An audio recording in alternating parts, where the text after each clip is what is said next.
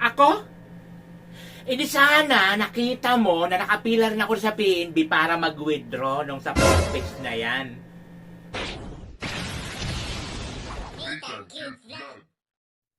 La la la la la. Sa buwan ni Bathala, may buwan. Hoy, Bibang! Kumusta na? Kumusta na ang buhay-buhay? Uy, Boring! Ito, ganun pa rin, maganda. Tulad ng dati. Ang dami mong pinamilya. Oo nga. Nakuha na kasi namin yung sa 4-piece namin. Kaya ayun, nakapag-withdraw na.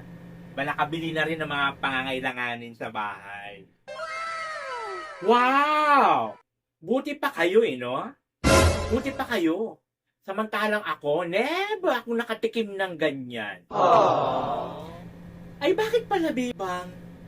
Hindi ka kasali sa 4-piece? Ako? Di sana nakita mo na nakapila rin ako sa PNB para mag-withdraw nung sa 4-piece na yan. Di wala ako doon sa PNB. Ibig sabihin, wala ako. Ala, bakit ka nagagalit agad? Nagtatanong lang naman ako. Sino hindi magagalit yan po rin? Sino ang hindi magagalit dyan sa kapitan nyo? Na pinipili lang kung sino ang gusto niyang isali dyan sa 4-piece. Mas pinipili pa yung mga kamag-anakan niya. Diba? Yung mga kamag-anakan niya, na kahit magaganda yung trabaho, mga simentado yung bahay, basta kamag-anakan niya, kaibigan niya, at kung sino pa yung malapit sa kanya, yun ang sinasali. Pero mga katulad namin, di ba? Nga. Basta hindi nakadikit dyan sa kapitan nyo. Di ba? May nalaman lamang pa siyang papil up ng form sa amin dati. Di ba? May papil up pa siyang nalalaman. Pero hanggang ngayon, asa na? Asaan na? Nga.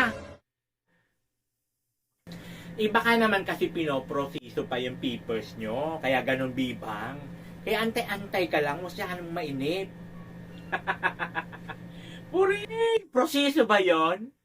Proseso? Isamantalang yung kasabayan ko mag-fill up doon, yung pamangkin niya. Asan yung pamangkin niya? Nakita ko na dumaan na dito, Puring. Dumaan na. Galing din mag-withdraw. Yung ba tinatawag mong proseso? Siya. Uwi na muna ako at magluluto pa ako anong oras na, di ba? Sige na, maiwan na kita dyan. Siya, sige. Dahil ako talagang na-high blood dyan sa kapitan nyo. May pa-porpis pang nalalaman, pinipili naman kung sino lang ang gusto bigyan nyo na nabibigyan. Kahit maganda ang trabaho, basta nakadikit sa kanya, approve agad. Pero makatulad sa amin, di ba? Kahit isang tuka, wala nga kasi hindi kami nakalapit sa kanya. Sige na. Ika'y mapapasaya niya, hatid niya ay ligaya, mapapawi ang lahat ng iyong problema. Good vibes ang lagi niyang dala, good vibes ang lagi niyang dala. Siya si Nathan, ang bebang na lagi may kalukuhan.